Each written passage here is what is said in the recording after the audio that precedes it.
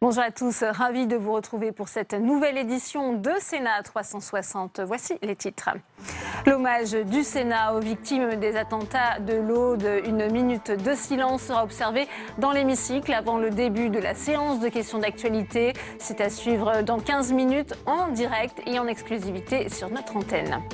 Le caractère antisémite retenu dans le meurtre de Mireille Knoll, âgée de 85 ans, cette femme juive qui avait échappé à la rafle du Veldiv, a été retrouvée assassinée à son domicile. Son voisin et un autre suspect ont été mis en examen. Les réactions au Sénat dans un instant.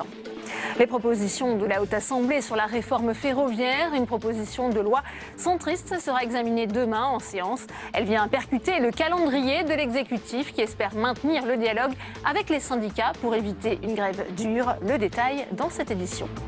Et pour m'accompagner aujourd'hui, vous retrouverez Saveria Rojac et Tam Tranui en direct du Sénat dans un instant. Et puis toutes vos réactions sur Twitter avec le hashtag Sénat 360. Le multiplex, c'est tout de suite.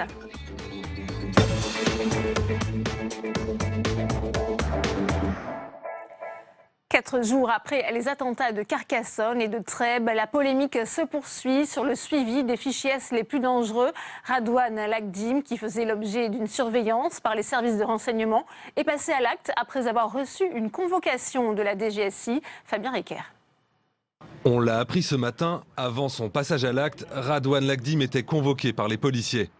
L'information nourrit la polémique autour de la surveillance de l'assaillant, pourtant dans le collimateur de la DGSI.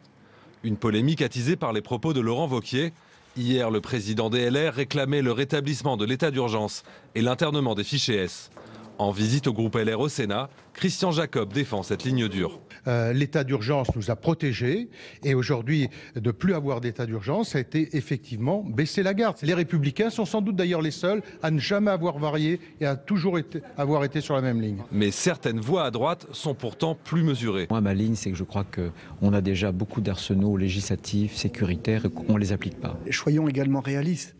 La rétention administrative pour tous les fichiers S, c'est techniquement, je ne parle pas juridiquement, extrêmement difficile. À gauche, on dénonce des propos irresponsables de la part du président des LR.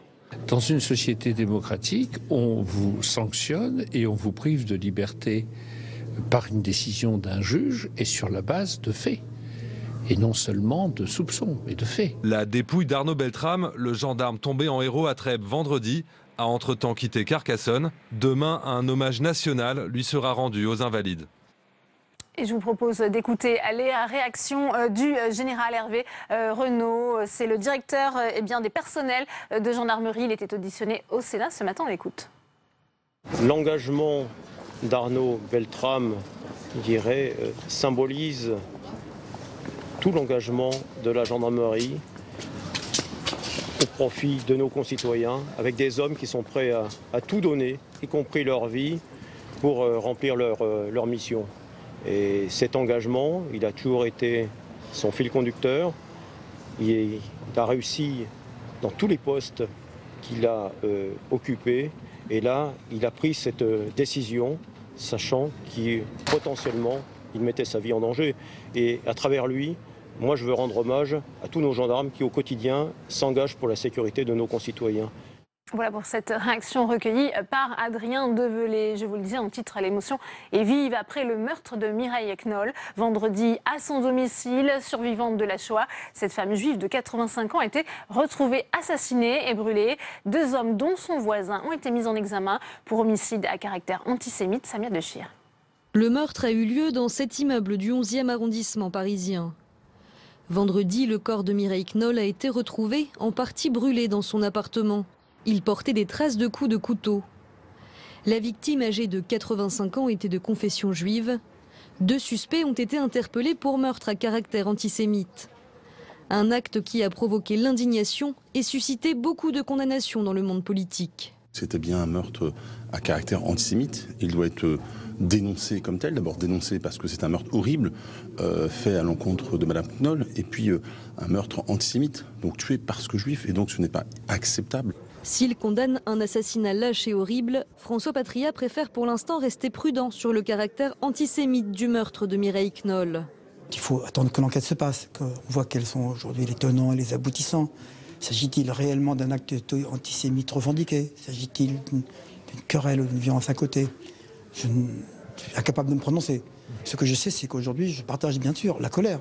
Mais pour Esther Benbassa, il ne fait aucun doute que Mireille Knoll a été tuée parce qu'elle était juive. La sénatrice de Paris juge le plan contre le racisme et l'antisémitisme présenté la semaine dernière par le gouvernement insuffisant. Ce n'est pas par la parlotte et voilà, les déclarations sur l'antisémitisme qu'on va régler tout ça.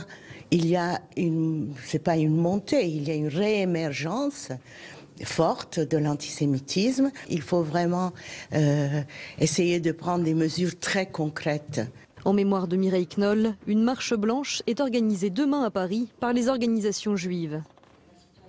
Et au Sénat, examen d'une proposition de loi sur les violences sexuelles, alors que le projet de loi de Marlène Schiappa vient d'être présenté en Conseil des ministres. On va retrouver Saveria Rojek depuis la tribune de presse de l'hémicycle. Bonjour Saveria, quelles sont finalement aujourd'hui les propositions du Sénat et en quoi diffèrent-elles de celles de l'exécutif? Eh bien ce texte, cette proposition de loi a été déposée ici au Sénat par Philippe Bas, Marie Mercier, François-Noël Buffet, Maryse Carrère et Françoise Gatel. C'est en fait la traduction législative des travaux d'un groupe de travail dont le rapport a été rendu en février dernier ici au Sénat. Dans ce rapport, Marie Mercier, elle souligne tout d'abord l'importance de définir une stratégie qui prenne en compte toutes les dimensions de la lutte contre les violences sexuelles. Concrètement, le texte prévoit notamment d'allonger le délai de prescription pour les crimes et délits d'agression sexuelle commis à l'encontre des mineurs de 20 à 30 ans, d'instituer une présomption de contrainte. Alors la présomption de contrainte, c'est la possibilité de qualifier de viol une relation sexuelle entre un majeur et un mineur dans deux hypothèses: l'incapacité de discernement du mineur ou l'existence d'une différence d'âge significative entre l'auteur majeur et le mineur. Troisième point proposé par ce texte, l'aggravation des peines encourues pour le délit d'atteinte sexuelle sur mineur de 15 ans. Alors bien sûr, vous l'avez dit, ce texte, il est concomitant, il est télescopé par le projet de loi du gouvernement sur les violences sexistes et sexuelles qui a été présenté la semaine dernière en Conseil des ministres par la secrétaire d'État Marlène Schiappa. Un texte qui fixe bien sûr le seuil de consentement à 15 ans, ce que n'ont pas fait bien sûr les sénateurs. Ce projet de loi, le projet de loi du gouvernement, il sera examiné par le Parlement d'ici la fin du mois. Delphine. Merci à vous, Saveria, pour toutes ces précisions. On continue les réactions avec vous, Tam Tranui. Vous êtes avec le sénateur LR du Rhône, François-Noël Buffet, et souhaite aller plus loin que la proposition de loi de ses collègues sénateurs. Oui, François-Noël Buffet, vous demandez l'imprescriptibilité des crimes sexuels sur mineurs. Alors on sait que ça peut poser des problèmes juridiques. Comment est-ce que vous en êtes arrivé à cette solution? On sait que votre position a peut-être changé au fur et à mesure des travaux menés par le Sénat sur ce sujet. Oui, en réalité, depuis un an, date du texte sur les prescriptions, où j'avais demandé le statu quo, j'ai évolué sur le sujet. Quelle est la problématique de fond? Pour une victime d'un viol, la plus grande difficulté, c'est de le révéler aux autorités judiciaires ou à quelqu'un pour que l'auteur soit poursuivi. Ce moment-là, on ne sait pas à quel instant il intervient. Est-ce que c'est à 20 ans, 30 ans, 40 ans ou plus? On n'en sait rien. Et puis avoir en plus mais on sait que ça arrive. Amnésies traumatiques. Absolument. D'ailleurs, c'est un des points. Et on sait que ça peut arriver. C'est l'amnésie traumatique notamment. Il faut donc que la prescription soit puisse courir à compter de ce moment-là, soit l'inverse, qu'on prévoit l'imprescriptibilité pour que les faits soient révélés à ce moment-là et que les poursuites puissent être engagées. Viendra le temps des preuves. Les preuves, elles seront faites par l'enquête judiciaire qui sera menée. De toute façon, que ce soit au bout de 20 ans ou que ce soit au bout de 10 jours ou même 3 ou 4 ans, nous savons que dans ce cas-là, les preuves sont difficiles et elles résultent souvent de faisceaux concordants. Mais est-ce que l'imprescriptibilité, normalement, n'est pas seulement là pour les crimes contre l'humanité? Elle l'a été pour les crimes contre l'humanité parce qu'on a eu peur à un moment qu'on n'ait pas les preuves pour pouvoir démontrer l'horreur de ce qui s'était passé et qu'on n'était pas certain qu'il puisse se révéler. Eh bien, nous sommes avec les violences et les crimes sur mineurs dans la même situation et on ne sait pas à quel moment ces faits-là vont se révéler. Vous êtes seul sur cette position dans votre groupe? C'est une position vraiment personnelle?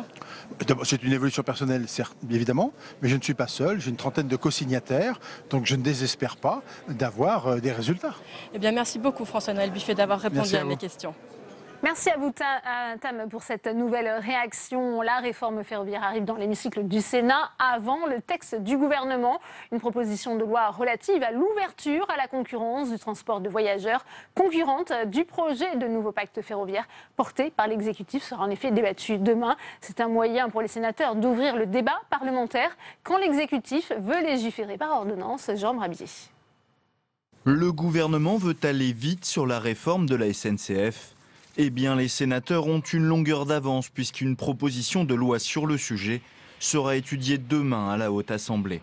Préparée depuis septembre, elle réglementerait l'ouverture à la concurrence, une manière aussi de dénoncer le recours aux ordonnances pour les auteurs du texte. Ce qu'on dit au gouvernement, c'est que reprenez ce texte tel qu'il aura été adopté par le Sénat, à charge évidemment pour l'Assemblée nationale de le modifier, mais profitez de ce texte pour qu'un véritable débat ait lieu sur ce sujet qui est quand même suffisamment fondamental pour qu'on ne mette pas le débat sous le tapis. Principale proposition sénatoriale, une mise en concurrence encadrée. Pas question d'abandonner des lignes TGV moins rentables. Par exemple, une société aura le droit de proposer un Paris-Bordeaux à condition de poursuivre jusqu'à Dax ou Hendaye, comme la SNCF le fait actuellement. Ce que l'on souhaite, c'est un garde-fou, c'est la garantie pour nous que l'ouverture à la concurrence ne se traduira pas par un moindre service au territoire, et notamment aux territoires ruraux. Un examen en séance publique que tous les groupes sénatoriaux, à l'exception de La République En Marche, ont salué, même s'il y a peu de chances que le gouvernement l'inscrive ensuite à l'ordre du jour de l'Assemblée nationale. Et on retourne à la salle des conférences pour des réactions à cet hommage qui va être rendu dans quelques minutes au Sénat. Hommage au lieutenant-colonel Arnaud Beltrame. Avec vous, Tam Tranui, vous êtes avec le sénateur Christian Cambon et François Grosdidier. Oui, d'abord François Grosdidier, est-ce que vous pensez que les événements de Trèbes et le courage qu'a pu montrer le colonel Beltrame désormais vont pouvoir changer peut-être les rapports des Français avec les forces de l'ordre aujourd'hui et notamment les gendarmes ? L'émotion est extrêmement forte aujourd'hui, mais il ne faudrait pas que ce soit éphémère. Elle a été très forte lors de l'attentat contre Charlie. Et à la première occasion, les policiers ou les gendarmes sont mis en cause et sont parfois cloués au pilori. Les policiers en souffrent. Les policiers et les gendarmes souffrent de beaucoup de choses. Ils font leur travail avec abnégation, dévouement, dans des circonstances extrêmement difficiles. Ces dernières années, ils ont été sollicités comme jamais et bien au-delà du contrat passer entre la nation, la police et la gendarmerie en fonction des moyens qu'on leur donne. Aujourd'hui, les policiers et les gendarmes, depuis des années, n'ont pas les moyens de leur mission. Ils travaillent dans un immobilier dégradé, avec des véhicules trop usagés. Il y a 20 millions d'heures supplémentaires qui ne sont pas payées dans la police. Il n'y a pas les moyens il n'y a pas les moyens budgétaires. Est-ce qu'il y a les moyens juridiques il n'y a nécessaires pas non plus les moyens juridiques. Ils passent 2/3 de leur temps sur de la procédure et pas en opérationnel, simplement pour faire de la transcription.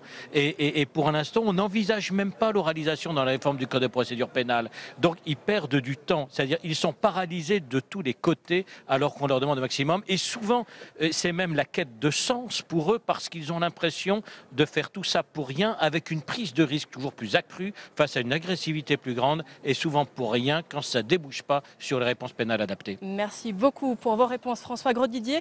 Et puis, on va également écouter Christian Cambon, le président LR de la Commission de la Défense et des Affaires étrangères. Vous revenez de la caserne Tournon, où vous avez pu vous recueillir auprès de la dépouille du colonel Beltrame. Oui, je viens d'accompagner le président Larcher. On était parmi les tout premiers, avec le président Giscard d'Estaing, du reste, qui venait d'arriver. Et c'était un moment très émouvant de recueillement. Et je crois qu'on avait aussi besoin de montrer que le Sénat, qui est vraiment tout près, était aussi présent à ce premier hommage. Nous serons bien évidemment demain très nombreux aux Invalides. Un véritable moment d'unité nationale, comme on va pouvoir le voir dans quelques instants au Sénat avec l'hommage qui va être rendu au début des questions d'actualité. Absolument, je crois que c'est très important que la représentation nationale montre que nous sommes solidaires, nous avons des responsabilités, vous le savez, en matière de lutte contre le terrorisme. Et là, pour l'instant, le temps est au recueillement. Et pourtant, la polémique a vite gagné les rangs des politiques, notamment du côté de votre parti, Christian Cambon, du côté des LR, avec les propos de Laurent Wauquiez sur le retour de l'état d'urgence ou la rétention pour tout, et bien les fichiers S pour radicalisation jugés dangereux. Alors je crois d'abord qu'il faut laisser le temps à l'émotion, elle doit s'exprimer. Il va être toujours temps après de regarder comment les choses se sont passées.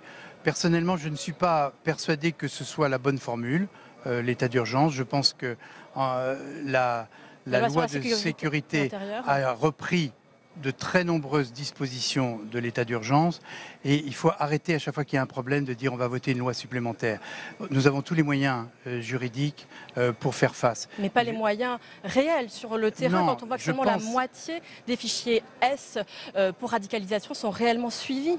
Je pense effectivement qu'il faut réfléchir à ces fichiers S et peut-être essayer de trouver une autre méthode, revenir sur le terrain. Vous savez, moi j'ai connu le temps où il y avait des gendarmeries qui avaient les moyens et qui repéraient à l'époque, c'était évidemment moins grave que ce que nous connaissons maintenant, mais il y avait véritablement une présence sur le terrain. Je crois que c'est très important de revenir vers ça et la commission de la défense va bien évidemment se pencher sur ce problème. Vous appelez à plus de moyens dans la future loi de programmation militaire? Absolument, et ça va faire partie des suggestions que nous allons faire dans quelques jours lorsque le texte va venir en discussion ici au Sénat. Merci beaucoup Christian Cambon d'avoir répondu à mes questions.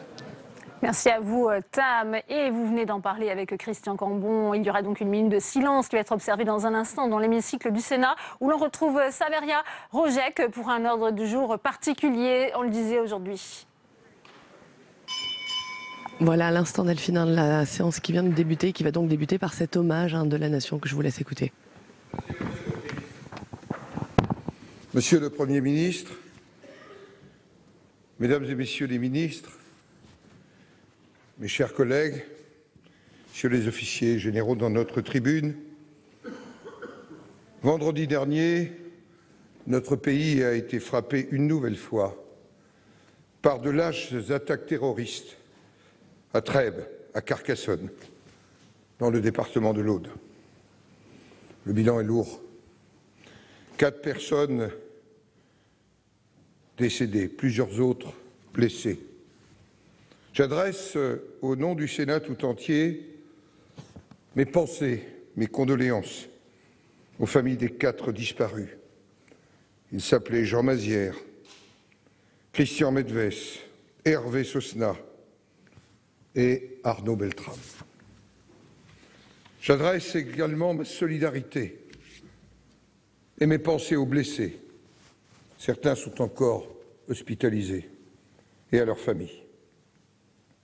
Les conditions du sacrifice du colonel Beltrame ont suscité une vague d'émotions dans tout le pays. Cet officier est mort en héros, en se livrant aux terroristes en échange de la vie d'une femme. Cet acte de courage, d'abnégation, de fidélité à son serment doit rester dans nos mémoires.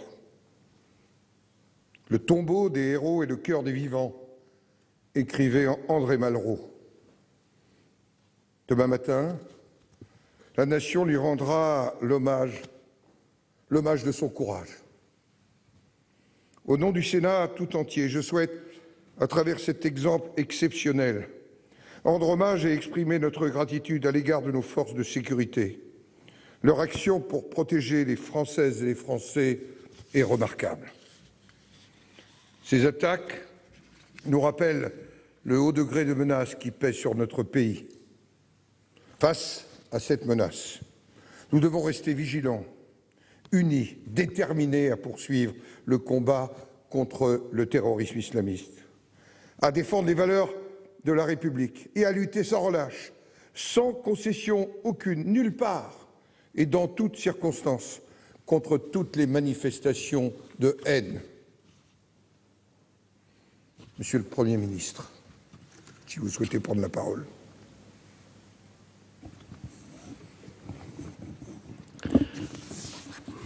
Monsieur le Président, Mesdames et Messieurs les sénateurs, je voudrais, au nom de l'ensemble du gouvernement, m'associer à l'ensemble des propos que vous venez de tenir, Monsieur le Président. Notre nation a été frappée dans une petite ville, dans un parking, dans un supermarché. Plusieurs Françaises et Français sont venus ajouter leur nom à une liste bien trop longue de nos concitoyens qui ont péri face à des attaques destinées à terroriser, à nous faire perdre l'attachement qui est le nôtre à la République. À l'occasion de ces attaques, les forces de sécurité, l'ensemble des services de l'État, les élus locaux, l'ensemble de la nation a montré son vrai visage. Et ce visage, il s'est incarné dans la personne du lieutenant-colonel Arnaud Beltrame. Je voudrais dire l'émotion qui est la nôtre, l'admiration, l'humilité aussi, que cet exemple suscite chez moi, et je le sais chez tous ceux qui restent impressionnés par le courage dont a fait preuve le lieutenant-colonel. Un dernier mot pour dire, mesdames et messieurs les sénateurs, monsieur le Président, que face à cette menace, nous ne devons renoncer à rien, ni à lutter pied à pied contre ceux qui veulent nous faire changer, ni renoncer à ce que nous sommes et à ce que nous croyons. Et c'est dans cet esprit, mesdames et messieurs les sénateurs, que le gouvernement entend, avec l'ensemble des forces vives de la nation, apporter des réponses aux menaces qui nous guettent. Merci, Monsieur le Premier ministre. Je vous invite, mes chers collègues, à observer un moment de recueillement, en hommage aux victimes, en nous disant aussi que colonel Beltrame, il avait le visage de ces gardes républicains, qu'il a été un de ceux qui ont rendu honneur à la présidence il y a quelques années, et que derrière le visage des gardes qui sont pour notre sécurité, derrière ce visage, il y a aussi le visage du colonel Beltrame. Nous venons de lui rendre hommage avec le président de la Commission des Affaires étrangères, de la Défense et des Forces armées, tout près d'ici, à la caserne Tournon, si près d'ici.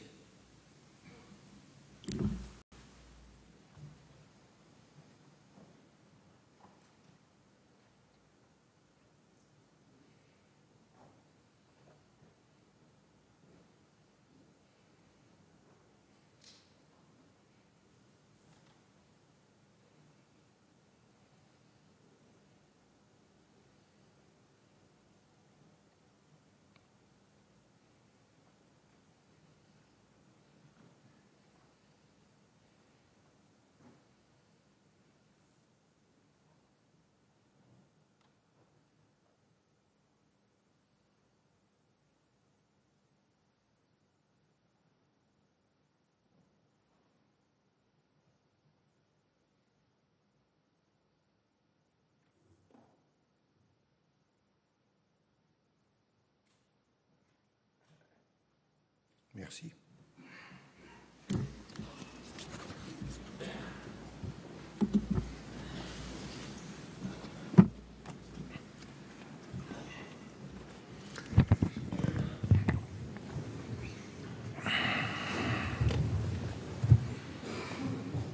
L'ordre du jour appelle les questions d'actualité au gouvernement.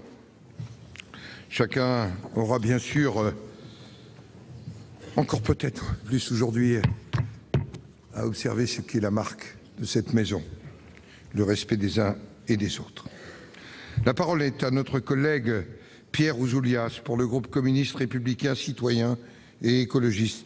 Vous avez la parole, mon cher collègue, pour 2 minutes.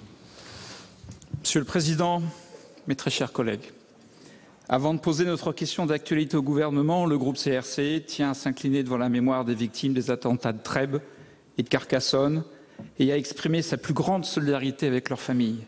Face à la barbarie, notre nation doit se rassembler autour des valeurs humanistes qui forment la base de notre démocratie et de notre République.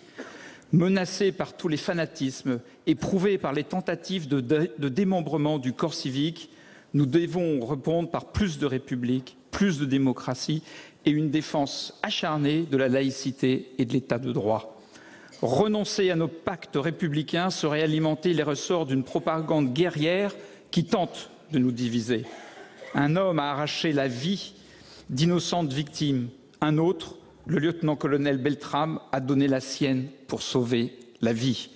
Ce don de soi sonne pour nous comme une parabole de la victoire de l'humanisme et l'affirmation héroïque de l'universalisme, de la liberté, de l'égalité et de la fraternité. Soyons, chers collègues, à la hauteur de cet acte de profonde humanité. Cela étant dit, et puisque rien ne doit interrompre le cours de nos débats républicains, nous souhaitons exprimer notre plus vive inquiétude à propos de l'emprisonnement des représentants démocratiquement élus des citoyens catalans. Leur privation de liberté et la demande d'extradition de Carlos Puigdemont obèrent gravement toute tentative de règlement raisonné et pacifiste de la crise catalane.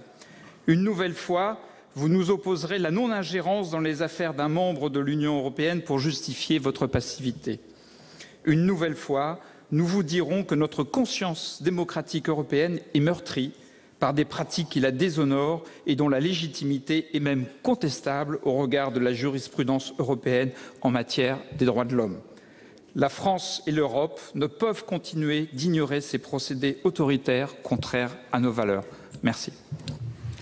Pour vous répondre, la parole est à Madame la ministre chargée des Affaires européennes, Madame Nathalie Loiseau. Vous avez la parole, Madame la ministre. Monsieur le Président, Mesdames et Messieurs les sénateurs, Monsieur le sénateur Ouzoulias, depuis le début de la crise catalane, notre préoccupation constante est bien le respect de l'état de droit, valeur fondamentale de l'ensemble des États de l'Union européenne. Plus que jamais, je partage votre préoccupation, nous devons être attentifs à ce respect de l'état de droit. Et c'est bien le souci de l'état de droit qui nous a conduits à ne pas reconnaître la consultation organisée en octobre dernier par le gouvernement catalan hors de la légalité. C'est aussi le respect de l'état de droit qui nous a conduits à nous souvenir que l'investiture du président de l'exécutif catalan devait respecter les règles institutionnelles espagnoles. Respecter l'état de droit, c'est enfin respecter les décisions de justice d'une grande démocratie, l'Espagne. La justice espagnole a inculpé 25 indépendantistes et émis des mandats d'arrêt européens qui s'ajoutent aux mandats nationaux déjà lancés.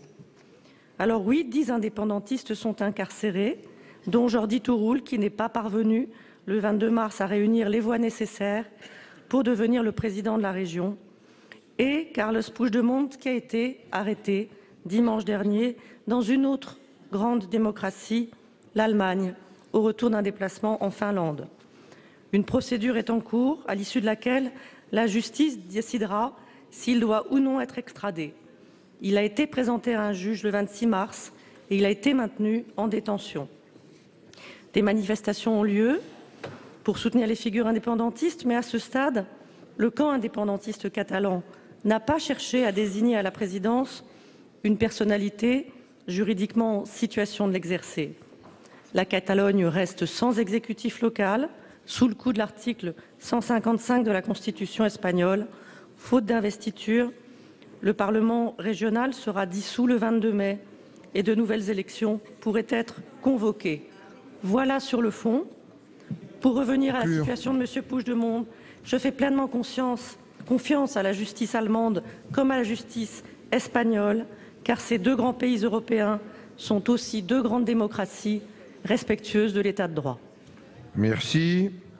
La parole est maintenant au président Assouline pour le groupe socialiste et républicain. Vous avez la parole, Monsieur le Président.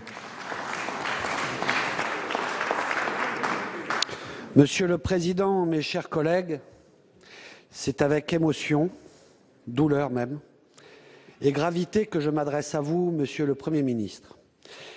Mireille Knoll, 85 ans, a été assassinée de 11 coups de couteau, puis brûlée dans son appartement de l'Est parisien, populaire et mélangé, où je vis et dont je suis l'élu, quartier où beaucoup des siens, des nôtres, à nous tous, Français républicains, ont été raflés pour être exterminés, jadis. Depuis 2006 et l'atroce supplice d'Ilan Halimi, 11 hommes, femmes, enfants ont été tués parce que juifs. De Toulouse à l'Hypercacher et Belleville pour Sarah Halimi, 65 ans massacrés et défenestrés il y a un an, presque jour pour jour.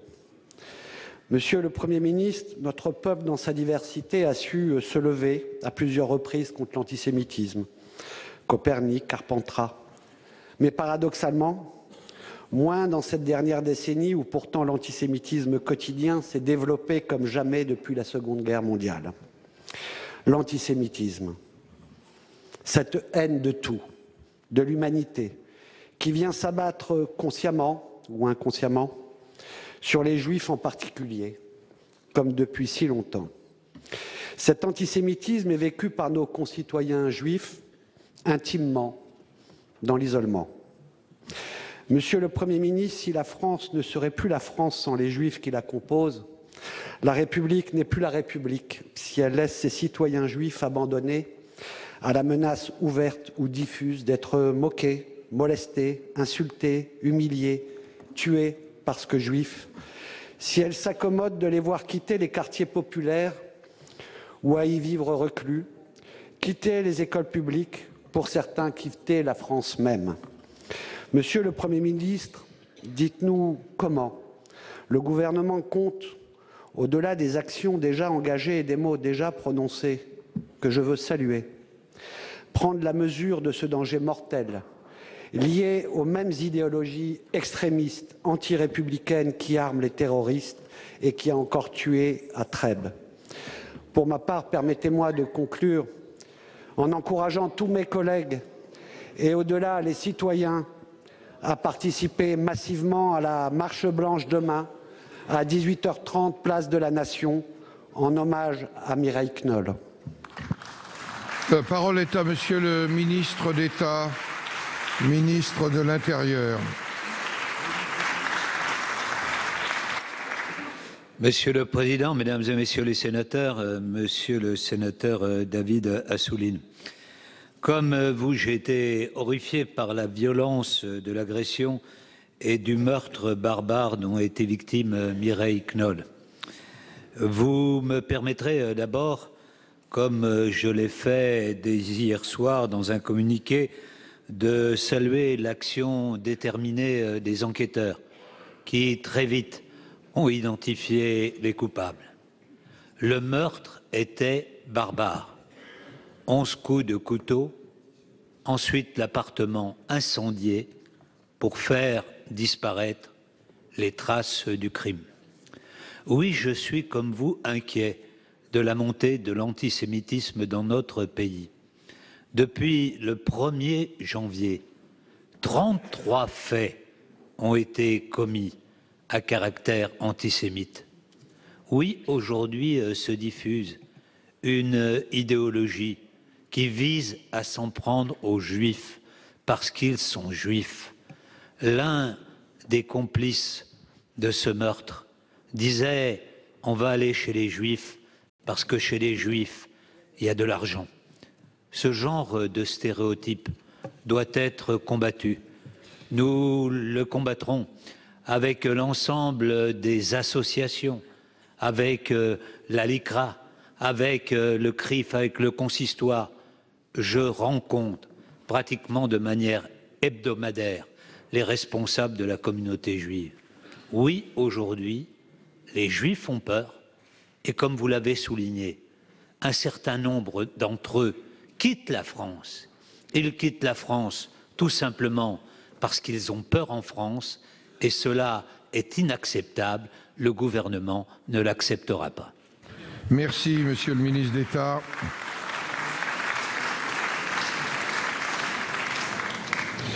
La parole est à notre collègue Jérôme Bignon pour le groupe Les Indépendants République et Territoires. Vous avez la parole pour 2 minutes. Merci, Monsieur le Président. Ma question s'adresse à Monsieur Nicolas Hulot, ministre d'État chargé de la transition écologique et solidaire. Monsieur le ministre d'État, en 2002, à Johannesburg, la maison brûlait. En 2015, vous aviez dit « elle brûle, mais on continue à alimenter le feu ». Il y a quelques jours, le CNRS et le Muséum ont déposé un rapport extrêmement alarmant sur la disparition des oiseaux et des insectes en France. remettant une couche, si j'ose dire, l'IPBES, après sa 6e session à Medellín, en Colombie, nous dit que nous sommes en train d'assister à un effondrement de la biodiversité sans précédent depuis la disparition des dinosaures. J'étais à Azraq, en Jordanie, il y a peu de temps, dans les marais désignés au titre de Ramsar, et ce marais ne fait plus que 10% de sa surface. J'étais avec notre collègue Ronan Dantec dans les marais d'Irak encore hier matin, et nous avons assisté à des scènes très tristes dans ces marais multimillénaires, aux sources de la civilisation sumérienne de la Mésopotamie. Que faire? Nous attendons des signes, Monsieur le Ministre, parce que vous avez dit à nos collègues députés la semaine dernière que vous ne pouvez pas faire tout seul. Et ça, j'en conviens volontiers. Mais vous avez dit que tout le monde s'en fiche, et je pense que ça n'est plus exact. Ça l'a été, mais aujourd'hui, dans la société, et nous devons y contribuer tous, faisons en sorte que les choses changent sur ces sujets. Ne plus entendre les oiseaux chanter dans nos chemins creux des campagnes, c'est insupportable pour nos citoyens. Laisser à nos enfants et à nos petits-enfants une campagne sans oiseaux, sans insectes, sans vie de la nature, ça n'est pas possible. Parce que derrière, c'est notre vie à nous qui est en cause et celle de nos descendants. Il faut réagir d'urgence. Pour vous répondre, la parole est au ministre d'État, ministre de la Transition écologique, Nicolas Hulot. Monsieur le ministre d'État. Merci, Monsieur le Président, Mesdames, Messieurs les sénateurs, Monsieur le sénateur Bignon. Oui, l'érosion de la biodiversité, c'est un poison lent dans les veines de l'humanité. Et je vous l'accorde, malgré les différents rapports qui s'accumulent, la réponse à cet enjeu universel n'est pas à la hauteur et nous avons parfois la tentation de céder à une forme de fatalisme. Et actons que si nous continuons dans ce sens, vos enfants, vos petits-enfants, que sais-je, n'auront plus aucune chance de voir des grands animaux en Afrique à l'état sauvage.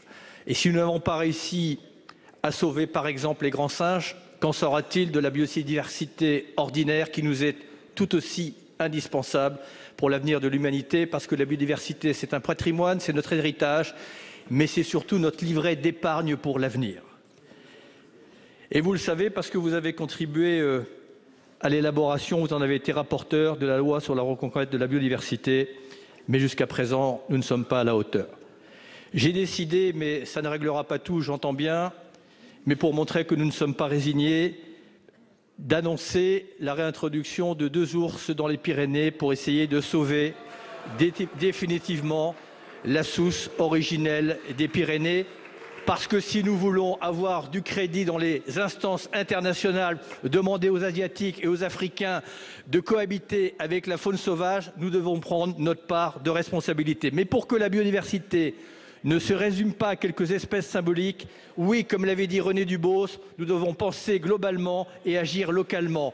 Nous devons cesser, la nature n'a pas besoin qu'on l'aime, elle a besoin qu'on cesse de l'empoisonner et qu'on cesse de la détruire. Je soutiens évidemment dans ce sens la poursuite et la création des agences régionales de la biodiversité, parce que la biodiversité, elle doit se faire au quotidien, que la protection de nos patrimoines naturels, elle est au cœur des politiques publiques et territoriales. Et c'est aussi la raison pour laquelle je présenterai dans un temps très court un nouveau plan pour lutter contre l'érosion de la biodiversité. Mais comme je l'ai dit à l'Assemblée, je n'y arriverai pas si chacun à son niveau ne prend pas sa part de responsabilité. Je vous remercie. Merci. La parole est maintenant au président Bruno Retailleau pour le groupe Les Républicains.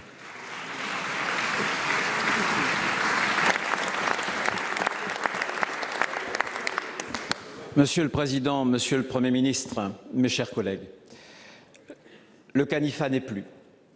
Raqqa, Mossoul sont tombés. Mais les djihadistes, eux, sont toujours debout et le sang de leurs victimes innocentes coule encore.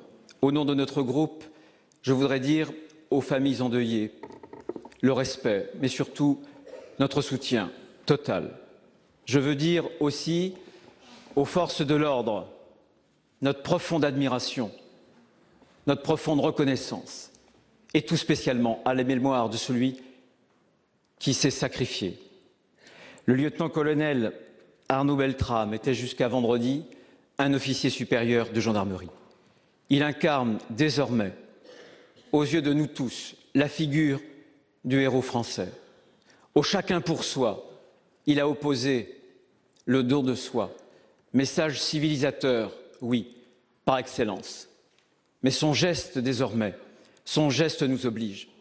Il nous oblige à la lucidité de nommer l'ennemi, le totalitarisme islamiste, sans craindre en retour les faux procès en islamophobie. Il nous oblige aussi au courage, parce qu'il y a pire que l'horreur, c'est l'accoutumance à l'horreur. Et nous ne devons pas céder à la fatalité ou au fatalisme. La lutte contre le terrorisme islamiste appelle bien sûr un arsenal sécuritaire, judiciaire. Il appelle surtout qu'on applique la loi telle que nous l'avons déjà. Mais elle exige, cette lutte aussi, de ne rien céder sur nos valeurs, sur ce que nous sommes, de reconquérir tous les territoires perdus de notre République, où qu'ils soient, au sens propre comme au sens figuratif. Alors, Monsieur le Premier ministre, la lucidité, le courage, est-ce que le gouvernement est prêt à l'assumer totalement, complètement, sans ambiguïté? Pour vous répondre,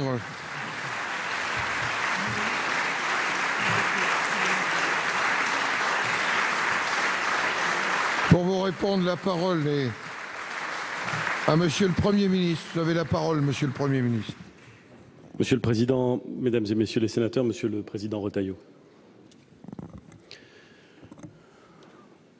Je crois que je pourrais partager, et je n'en suis pas surpris d'ailleurs, tous les mots et tout ce que vous venez d'exprimer. Je veux le dire très directement. Je partage totalement ce que vous avez indiqué sur le respect que nous devons aux militaires français qui se battent à l'extérieur de nos frontières pour garantir notre sécurité, sur le respect que nous devons aux forces de sécurité qui interviennent de façon parfois spectaculaire, de façon systématiquement courageuse pour notre sécurité. Le respect que nous devons aussi à ceux de nos forces de sécurité, policiers, gendarmes, fonctionnaires, qui travaillent de façon beaucoup moins spectaculaire dans ces tâches d'analyse, de détection, d'affectation des moyens, des tâches qu'on ne voit pas mais qui sont exercées, vous le savez parfaitement, Monsieur le Président, avec la même concentration, avec la même détermination, avec la même rage d'une certaine façon de bien faire que celle qui a animé le lieutenant-colonel Beltrame. Vous nous invitez, Monsieur le Président Retailleau, à la lucidité, à nommer notre ennemi. Je partage votre avis. Le totalitarisme islamique est notre ennemi. Il est notre ennemi à l'extérieur des frontières et il est notre ennemi à l'intérieur des frontières lorsqu'il se développe et lorsqu'il passe à l'acte. Vous m'interrogez, au fond, vous m'exhortez, Monsieur le Président, à faire preuve de détermination. La détermination du gouvernement est entière. Et vous avez, et je partage là encore votre avis, Monsieur le Président, vous avez le sens républicain chevillé à l'esprit pour nous dire que cette détermination ne doit jamais se traduire par un renoncement à ce que nous croyons et à ce que nous sommes, au respect de l'état de droit, aux convictions qui font et qui sont défendues ici au Sénat. J'ai en mémoire, pour en avoir souvent parlé avec le ministre d'État, ministre de l'Intérieur, la qualité des débats et les arguments échangés, par exemple, au moment du vote de la loi SILT, qui nous a permis de doter le droit commun des instruments nécessaires lorsque nous sommes sortis de l'état d'urgence. Et je sais combien le Sénat a été attaché à la défense des libertés individuelles et à l'efficacité de l'action publique. Je partage cette exigence, Monsieur le Président. Je sais qu'après des événements d'une telle nature, l'émotion est puissante et je ne la discute pas. Les questionnements sont nombreux et ils sont légitimes. Les polémiques, et ça peut arriver, et après tout, c'est aussi l'honneur des démocraties d'avoir des polémiques. Il y a des régimes où on ne peut pas avoir de polémiques. Je préfère avoir des polémiques. Elles sont naturelles, elles s'exercent. Des propositions sont faites. Je veux vous dire, Monsieur le Président, que le gouvernement ne déviera pas. Il affectera les moyens nécessaires aux forces de l'ordre, à la justice, pour mieux exercer leur mission de façon constante. Les 10 000 emplois qui seront créés au cours du quinquennat dans les forces de police et de gendarmerie serviront pour 1 900 d'entre elles à doter les services de renseignement. C'est loin d'être négligeable et c'est indispensable. De même, notre organisation judiciaire, avec la création d'un parquet national antiterroriste, permettra, là encore, de mieux coordonner l'action judiciaire, de mieux aller dans la détection et dans la répression des virages, des tentations et parfois des passages à l'acte terroristes. Encore une fois, Monsieur le Président, je veux dire que je partage tous les termes de votre question et je veux vous faire état, à vous, à l'ensemble des groupes, à l'ensemble du Sénat, de la détermination totale du gouvernement. Merci, Monsieur le Premier ministre. La parole est à notre collègue Laurent Lafon pour le groupe Union centriste. Vous avez 2 minutes. Monsieur le Président, mes chers collègues, une fois encore, la France est en deuil et pleure ses morts 4 jours après les attaques terroristes de Trèbes et Carcassonne. Avec mes collègues, nous nous associons bien sûr à l'hommage que vous avez rendu, Monsieur le Président, aux victimes et aux personnes blessées et traumatisées par ces attentats et saluons le courage des forces de l'ordre qui s'engagent au quotidien pour notre protection au risque même de leur vie, comme l'a montré le lieutenant-colonel Beltrame. L'effondrement de l'État islamique au Levant, ainsi que les mesures prises ces derniers mois, pouvaient laisser penser que le risque, sans avoir disparu, était maîtrisé. Les attentats de vendredi dernier ont montré, hélas, qu'il n'en était rien. La menace terroriste est toujours présente en France et elle peut frapper dans n'importe quel lieu du territoire, y compris ceux que nous pensions éloignés des foyers salafistes. C'est conscient de cette situation que le Sénat a du reste créé, il y a plusieurs semaines, une commission d'enquête sur l'organisation et les moyens des services de l'État pour faire face à l'évolution de la menace terroriste après la chute de l'État islamique. Elle rendra ses recommandations d'ici l'été prochain. Depuis 2012, nous avons voté plusieurs lois, fait entrer l'état d'urgence dans le droit commun, renforcé les moyens budgétaires et humains du renseignement, accru la coordination de nos services, ouvert la réflexion vers une meilleure coopération entre la CNIL et les services de renseignement, tandis qu'un parquet national antiterroriste avec des relais en région devrait prochainement voir le jour. Le dernier attentat pose de nouveau la question de l'adaptation des moyens législatifs, humains et technologiques et budgétaires pour faire face à la menace terroriste sous ses différentes formes et son évolution. Propagation du radicalisme en prison, retour des djihadistes du Levant ou caractère endogène du terrorisme, comme l'a illustré l'attentat de vendredi dernier. Alors certes, nous avons conscience que le risque zéro n'existe pas. Certes, il ne faut pas céder aux amalgames et tomber dans les recettes faciles ou les récupérations déplacées dans de telles circonstances. Néanmoins, il convient de répondre à l'inquiétude légitime des Français. Monsieur le Premier ministre, quel regard portez-vous sur les mesures mises en place ces dernières années, sur leur effectivité et les résultats qu'elles ont permis d'obtenir? Quel enseignement tirez-vous également de l'attentat de vendredi, qui malheureusement a montré qu'il y avait encore des lacunes dans notre organisation? Pour vous répondre, la parole est à Monsieur le ministre d'État, ministre de l'Intérieur, Monsieur Collomb. Monsieur le Président, Mesdames et Messieurs les sénateurs, Monsieur le sénateur Lafon, en début d'après-midi, j'accueillais la famille d'Arnaud Beltrame, son épouse, ses parents, ses frères. C'était, vous vous en doutez bien, un moment d'intense émotion. D'intense émotion, mais en même temps de grande dignité. Sa mère me disait « Je ne suis pas dans la haine. Je suis, au contraire, dans la fierté de ce qu'a accompli mon fils, donner sa vie pour sauver une autre vie. » Depuis que je suis ministre de l'Intérieur, nous savons que la menace est toujours présente. Certes, elle ne provient plus du front irako-syrien, mais c'est aujourd'hui une menace endogène où un certain nombre d'esprits se radicalisent sur Internet ou même quelquefois se radicalisent tout seuls et peuvent passer à l'acte. Alors cela demande de renforcer nos moyens, les moyens de nos services, en femmes, en hommes, en moyens techniques, de manière à être toujours plus présents, mais on ne peut jamais dire qu'on va éradiquer le mal. Le combat est d'abord un grand combat idéologique, et un grand combat idéologique qui oppose l'islam radical, cet islamisme moyenâgeux, au reste de la société, et qui frappe dans tous les pays occidentaux bien sûr, mais dans les pays musulmans aussi.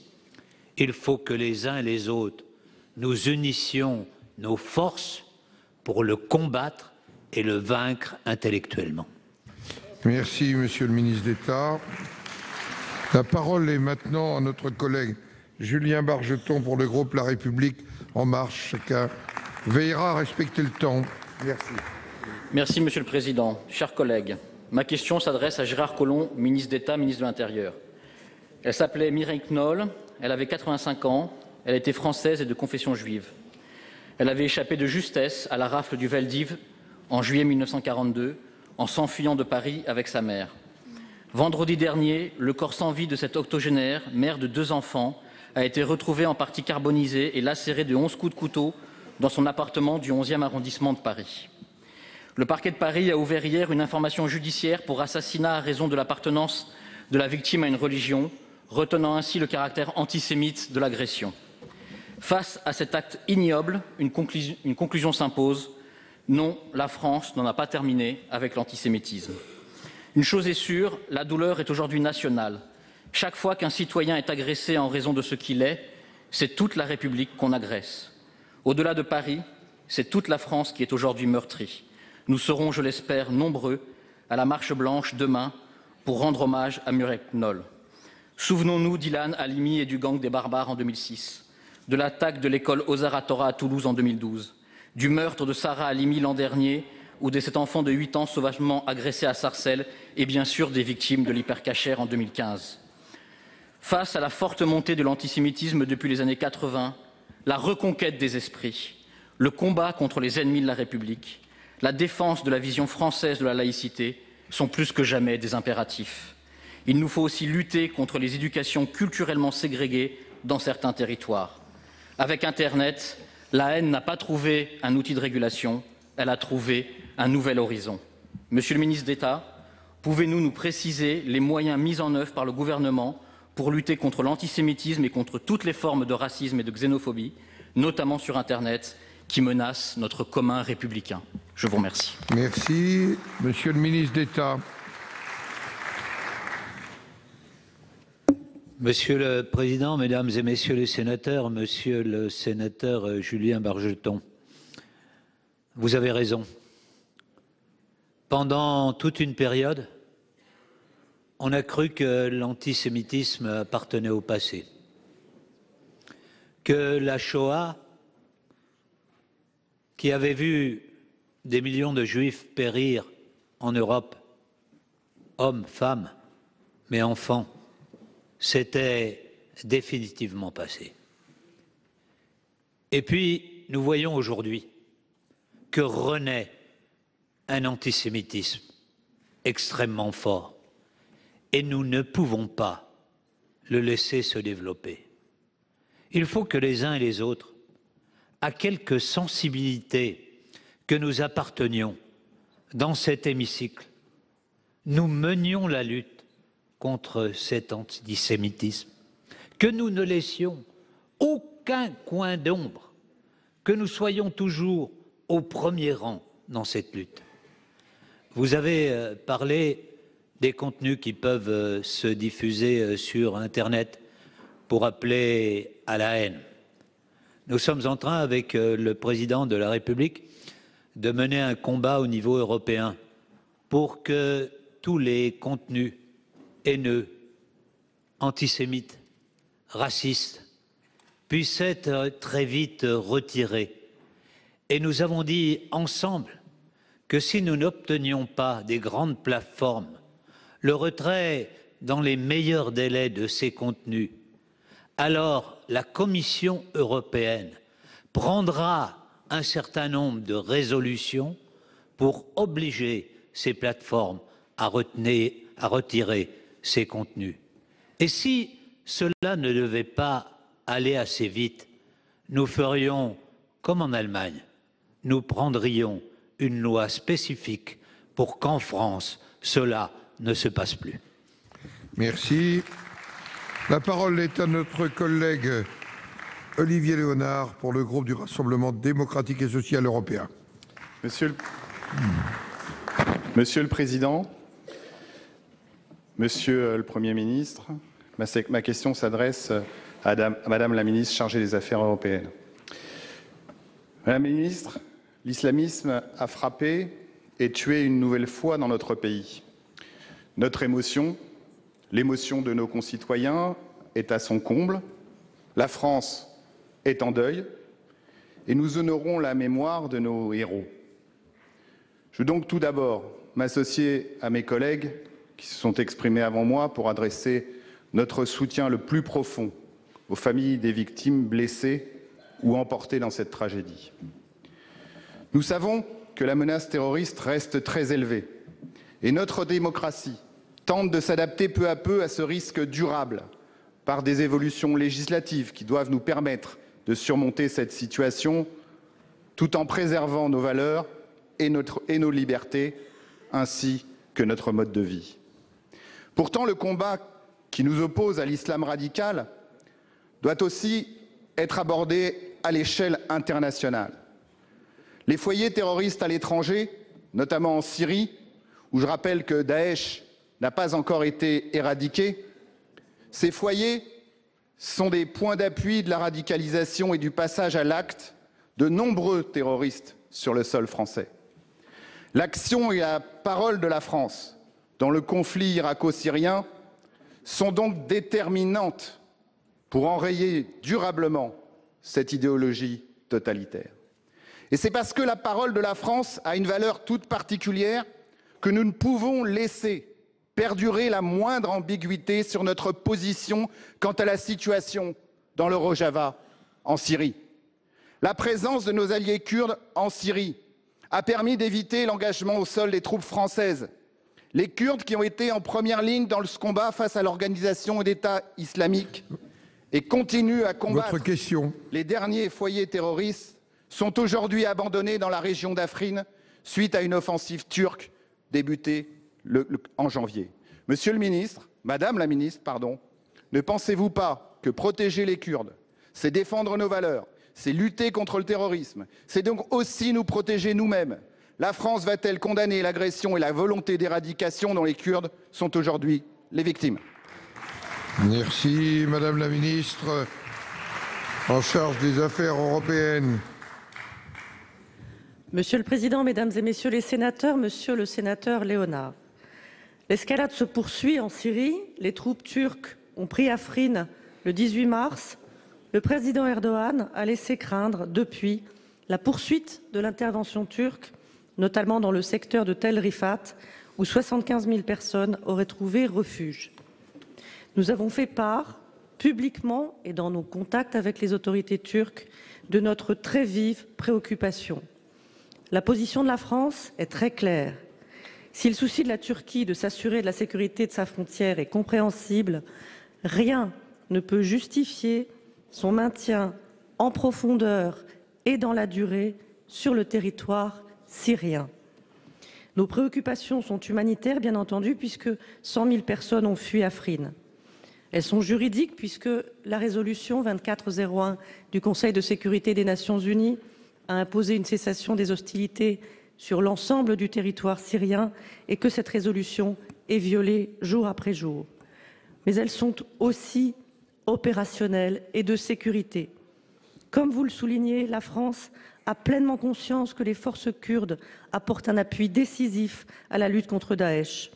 La priorité absolue de la communauté internationale doit être de poursuivre ce combat. L'attentat de Carcassonne et de Trèbes nous l'a douloureusement rappelé. Le président de la République s'est entretenu une fois encore avec le président Erdogan le 24 mars pour rappeler la nécessité que la Turquie permette le plein accès de l'aide humanitaire et pour redire la priorité absolue de la lutte contre Daesh. Cette priorité, il l'a également rappelée au président Trump avec qui il vient de s'entretenir par téléphone. Nous avons besoin des Kurdes pour lutter contre Daesh et à terme, seule une solution politique qui inclut notamment les Kurdes est à même d'assurer la stabilité de la Syrie et la sécurité de ses voisins ainsi que la nôtre. Merci. La parole est à notre collègue Vivette Lopez pour le groupe Les Républicains. Vous avez la parole pour 2 minutes. Merci, Monsieur le Président, Mesdames, Messieurs les ministres, Mesdames, Messieurs, chers collègues. Monsieur le ministre, quand allez-vous prendre la mesure de ce qui se passe à Mayotte? En effet, depuis plus d'1 mois, des milliers d'administrés français, les habitants de Mayotte, sont dans la rue, portant les exaspérations de tout un territoire. Et puis en espérant que leurs réclamations seront enfin entendues et surtout comprises réellement. Toutes leurs revendications sont légitimes et concernent l'insécurité croissante, la pression de l'immigration illégale massive, la désertification médicale, la crise de l'éducation, l'augmentation continue de la violence dans les établissements scolaires, l'asphyxie de l'économie, etc., etc. D'ailleurs, bien de ces maux dont souffre Mayotte sont également les préoccupations nationales de nombreux départements de la métropole. Rien ne justifie une telle désinvolture. Mayotte aujourd'hui, comme la Guyane hier, paie directement les tergiversations des gouvernements précédents et la frilosité de ceux d'aujourd'hui à prendre les mesures qui s'imposent. Et il y a urgence. Pourtant, Mayotte mérite le développement à laquelle les atouts, ils ont des atouts, à laquelle aussi la place des Outre-mer nous permettent d'avoir donc dans le monde. Je crois, Monsieur le Ministre, que l'Outre-mer ne peut pas être à la périphérie des stratégies territoriales nationales engagées. À l'heure de la mondialisation, Mayotte est une frontière sur le monde et l'océan Indien une composante du rayonnement de la France. Aussi, Monsieur le Ministre, le nom de Mayotte, que représente-t-il dans la République française? Et puis, quelles mesures politiques d'envergure envisagez-vous de prendre pour la protection de nos compatriotes d'outre-mer et qu'ils puissent enfin avoir le développement ambitieux qu'ils méritent? Je vous remercie. La parole est à Monsieur le ministre d'État, ministre de l'Intérieur, Monsieur Gérard Collomb. Monsieur le Président, Mesdames et Messieurs les sénateurs, Madame la sénatrice Vivette Lopez, vous m'interpellez sur la situation à Mayotte. Comme vous le savez, depuis plusieurs années, la situation de sécurité et d'ordre public à Mayotte se dégrade, sous l'effet cumulé de 2 principaux facteurs: la pression migratoire massive en provenance des Comores et la délinquance. Entre Mayotte et l'île d'Anjouan, il n'y a que 70 kilomètres. En même temps, la différence de PIB entre les 2 îles est de 13. Cela veut dire qu'évidemment, la pression migratoire est une pression extrêmement forte. Dans ce climat que je sais comme vous tendu, je veux me féliciter néanmoins de la tenue des élections partielles avec un fort taux de participation. Qui eût dit il y a encore 3 semaines que nous pourrions tenir ces élections? Alors oui, nous avons bien compris l'appel des Mahorais et donc nous allons renforcer significativement l'effectif des policiers et des gendarmes affectés à Mayotte. Ce sont 124 gendarmes supplémentaires, 81 policiers de plus qui seront affectés sur l'île. Le département de Mayotte est également un des départements qui bénéficiera de renforcements supplémentaires dans le cadre de la police de sécurité du quotidien, et une ZSP sera créée sur Mamoudzou et les communes environnantes.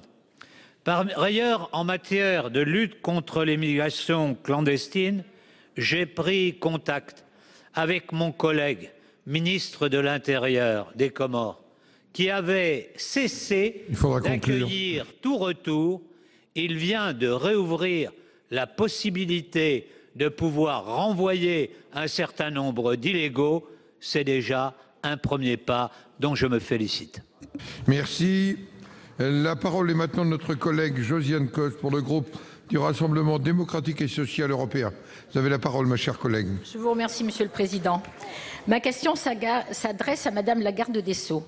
Monsieur le ministre, lors du lancement des chantiers de la justice, Madame la garde des Sceaux a souhaité que l'évolution de l'organisation des implantations judiciaires permette l'amélioration de la proximité du réseau pour le bien commun et la proximité nécessaire aux justiciables. Fort de ces directives, les référents sur cette thématique ont préconisé de conjuguer les besoins de proximité et de spécialisation par une répartition équilibrée des contentieux, valorisant l'ensemble des sites judiciaires et favorisant de nouvelles méthodes de travail. Les tribunaux d'instance, pièces essentielles du maillage des territoires ruraux, seront intégrés aux tribunaux de grande instance. Si l'on peut bien sûr comprendre la nécessité de réformer notre justice afin qu'elle soit plus efficace, il est indispensable que l'égal accès de tous les citoyens à la justice demeure une réalité. Dans nos territoires ruraux, les craintes existent de voir ces tribunaux d'instance disparaître de nos petites villes. Le tribunal criminel qui doit être créé interviendra en première instance pour les crimes punis entre 15 et 20 ans de réclusion afin de désengorger les cours d'assises. Au-delà de cette annonce, nous souhaiterions savoir où ces tribunaux seront implantés. Pouvez-vous nous assurer qu'il y en aura un par département ? L'avenir des cours d'appel inquiète également. Des expérimentations vont être menées afin de réfléchir à une meilleure répartition de leurs compétences au sein d'une même région administrative. Mais dans nos très grandes régions où les moyens de transport sont parfois problématiques, cela pourrait être une difficulté pour le justiciable. Nos concitoyens s'interrogent, en particulier dans les territoires éloignés des grandes métropoles. Que pouvez-vous leur répondre, Monsieur le Ministre, afin que l'accessibilité de la justice reste bien pour eux une réalité? Je vous remercie.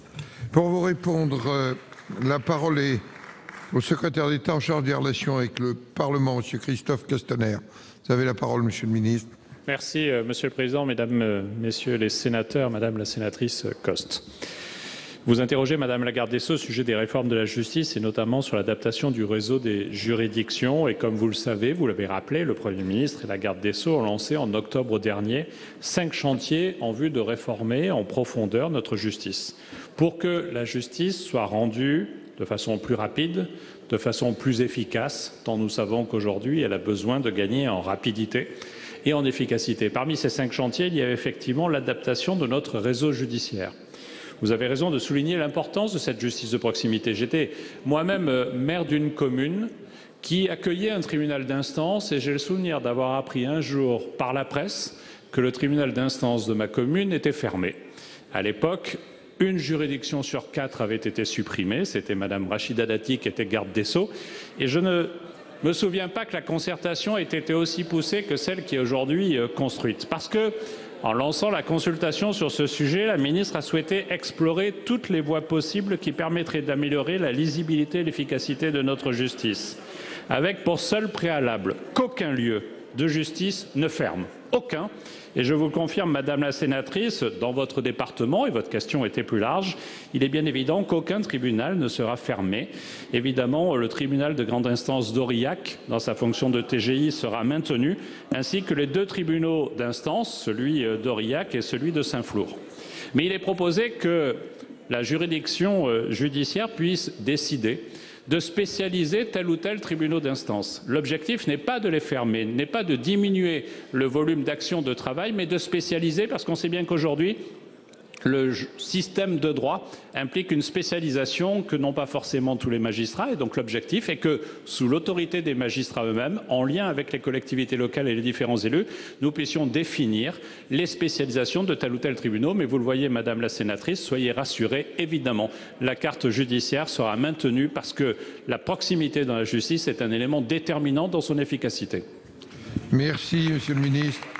La parole est maintenant à notre collègue Jean-Pierre Vogel pour le groupe Les Républicains. Vous avez la parole. Et pour 2 minutes. Monsieur le Président, Mesdames et Messieurs les ministres, chers collègues, ma question s'adresse à Monsieur le ministre d'État, ministre de l'Intérieur. Je tiens tout d'abord à adresser un message de soutien et de solidarité aux familles des victimes de l'acte terroriste de Trèbes qui endeuillent une nouvelle fois la France, à rendre hommage, bien entendu, au lieutenant-colonel Arnaud Beltrame, qui a fait le don de sa vie pour sauver celle des autres, et à nos forces de sécurité qui ont fait preuve d'un grand professionnalisme. 14 juillet 2016, Nice. 3 février 2017, rue de Rivoli. 20 avril 2017, Champs-Élysées. 23 mars 2018, Trèbes. 4 dates, Monsieur le ministre de l'Intérieur, 4 attentats qui ont mis en évidence les dysfonctionnements du système d'alerte et d'information des populations. En août dernier, mon rapport mettait déjà en lumière ces multiples lacunes. D'ailleurs, la préfecture de l'Aude ne l'a même pas activé ce vendredi et lui a préféré Twitter. Vous m'aviez indiqué avoir diligenté une enquête de l'IGA pour évaluer l'opportunité du recours à cette application. J'ai compris, disiez-vous, que le procédé mis en place n'était pas optimal. Nous attendons encore les conclusions de ce rapport. Au-delà de l'information des populations, je voudrais évoquer les multiples interrogations de nos concitoyens qui renvoient à 2 grandes questions. La question du comment. Comment ce terroriste, connu des services de police depuis plusieurs années, condamné à plusieurs reprises pour des faits de droit commun, puis fiché S pour ses liens avec la mouvance islamiste, comment a-t-il pu passer à l'acte? Et puis la question du pourquoi. Pourquoi un individu français depuis l'âge de 12 ans s'est-il retourné contre la France en tuant des Français?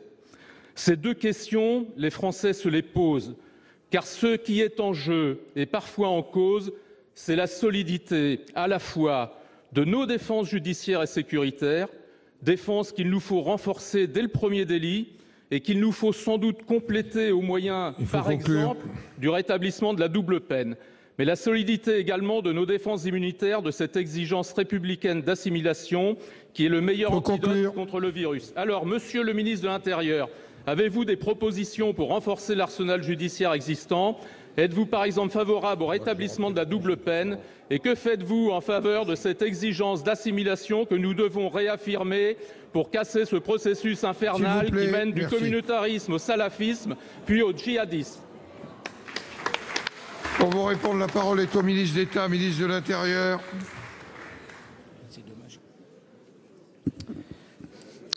Oui, Monsieur le Président, Mesdames et Messieurs les sénateurs, Monsieur le sénateur, tout d'abord, lorsque vous dites que les moyens d'information et la réaction par rapport à l'attentat qui s'est produit n'ont pas été à la hauteur, permettez-moi de vous contredire pour vous dire que l'alerte fut donnée au supermarché à 10h42 et qu'à 10h45, le groupement de gendarmerie déclenchait le plan département contre terrorisme et mettait en œuvre le schéma national d'intervention mis en place pour renforcer l'efficacité de l'action en cas de survenance d'un attentat.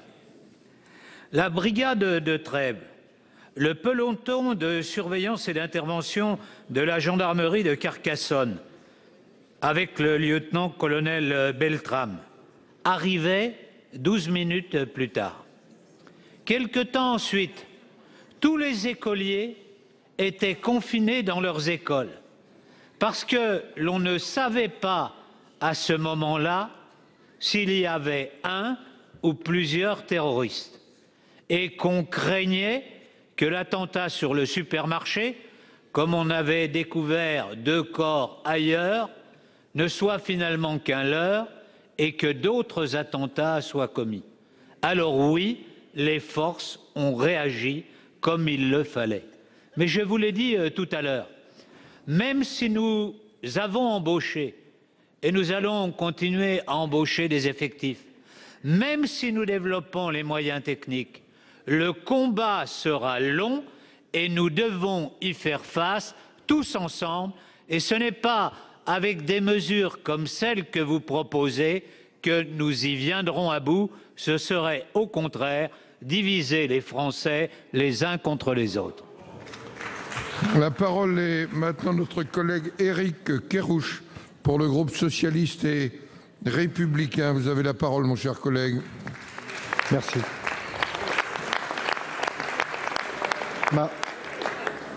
Ma question s'adresse à Monsieur le ministre de l'Éducation nationale et elle portera sur la situation dans les universités françaises et singulièrement celle de Montpellier.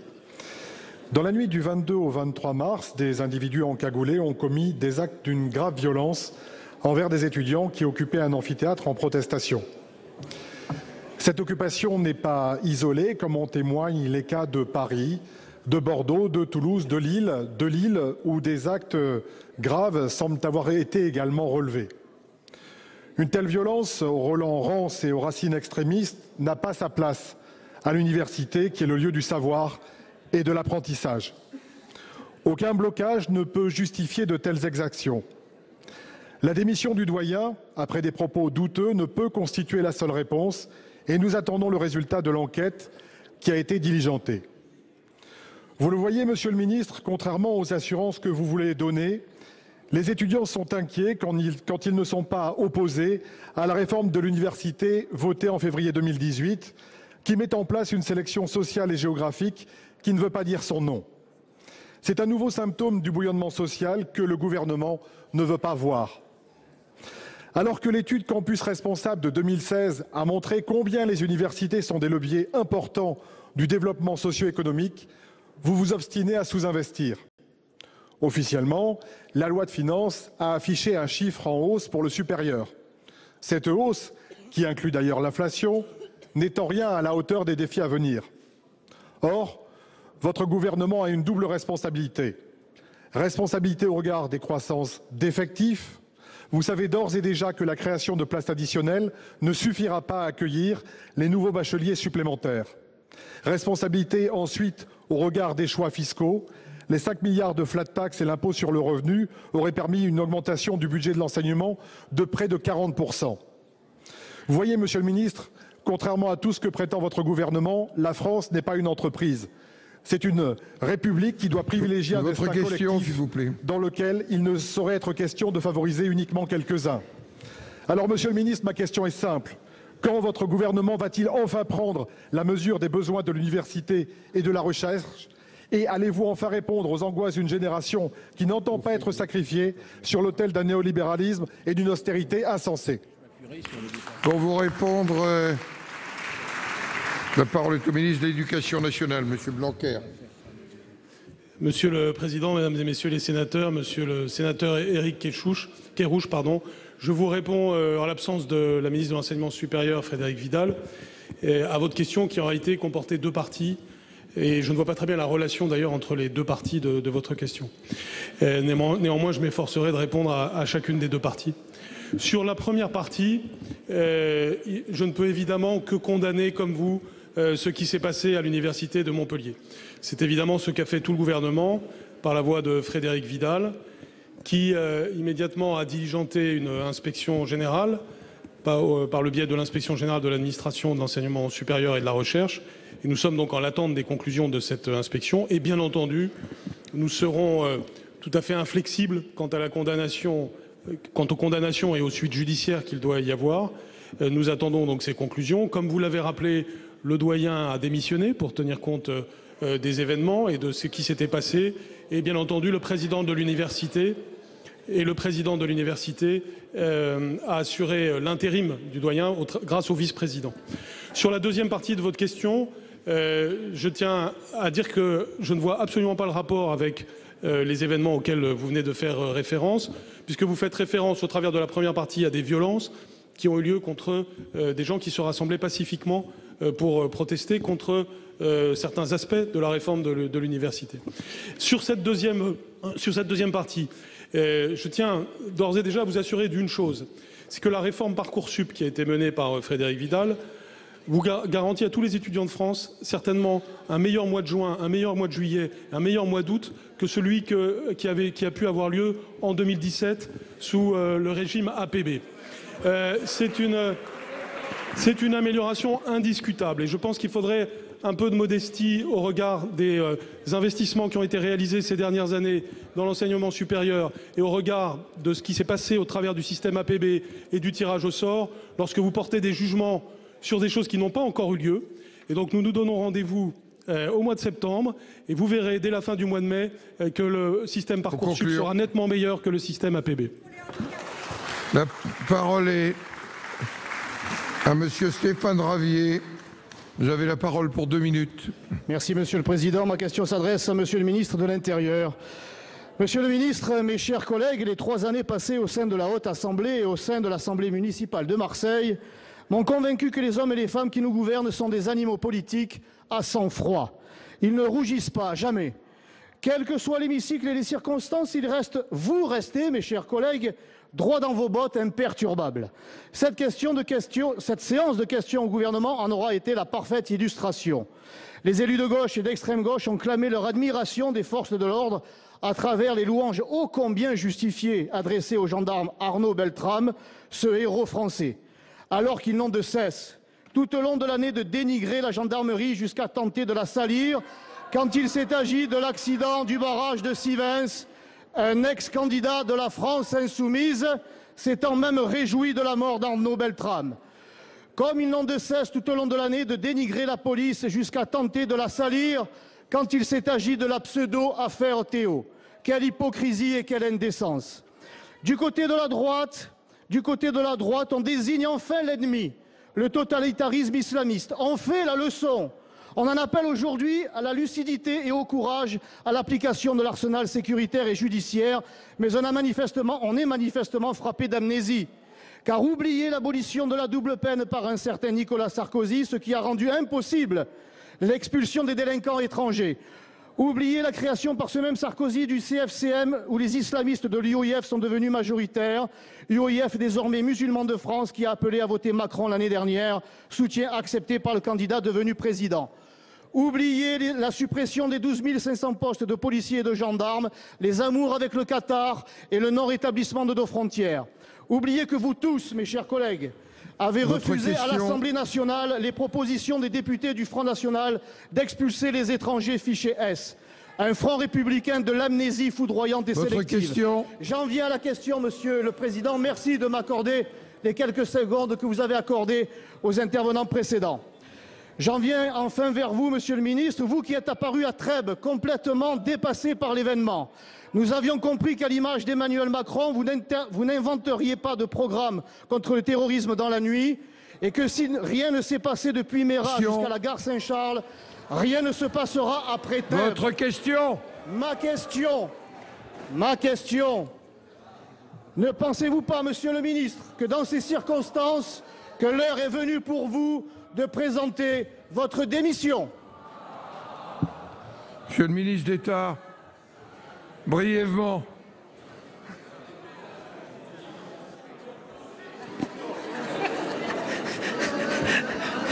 Bien, Monsieur le Président, Mesdames et Messieurs les sénateurs, je vois que Monsieur Ravier est toujours dans la nuance. Au moins, il ne change pas, lui non plus. Je ne sais pas si tous les collègues sont semblables à ce qu'ils sont par le passé, mais en tout cas, lui l'est. Vous voyez, nous ne confondons pas les terroristes contre lesquels nous luttons avec détermination avec l'ensemble des Français de confession musulmane en France. Ils sont 5 millions. Et sur ces 5 millions, beaucoup aujourd'hui, sans doute, souffrent de voir que l'un de ceux qui se réclament de la religion musulmane ait pu commettre un tel acte. En fait, lorsque l'on regarde son comportement de musulman, il n'a que le nom. Ce qui l'a caractérisé jusqu'à présent, c'est les délits, c'est le crime. Et donc, il n'est pas effectivement une référence. Nous préférons celles et ceux, comme le lieutenant-colonel Beltrame, et vous devriez regarder son parcours d'un peu plus près, se réclament de l'humanisme, se réclament d'une certaine conception du christianisme, un humanisme et un christianisme qui sont altruistes, portés vers l'autre, et non pas, comme vos propos peuvent le montrer aujourd'hui, accablant sans cesse et voulant faire en sorte que la France se divise. Voyez, le grand piège qui nous est tendu aujourd'hui, c'est qu'effectivement, nous nous divisions. Et ce que voudraient faire, non pas des petits délinquants comme celui-ci, mais ce que voudraient faire les idéologues de Daesh, c'est monter les Français les uns contre les autres, et cela, nous ne l'accepterons jamais. Merci, Monsieur le ministre d'État.